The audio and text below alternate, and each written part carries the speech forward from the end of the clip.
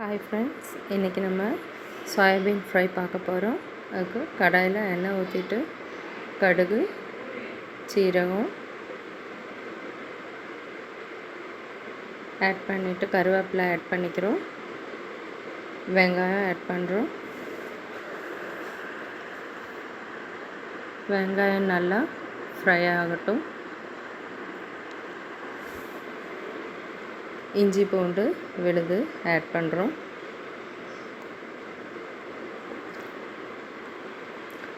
தக்காளி ஆட் பண்ணுறோம். நல்லா ஃப்ரை ஆன உடனே நம்ம மசாலா தூளெல்லாம் ஆட் பண்ணுறோம்.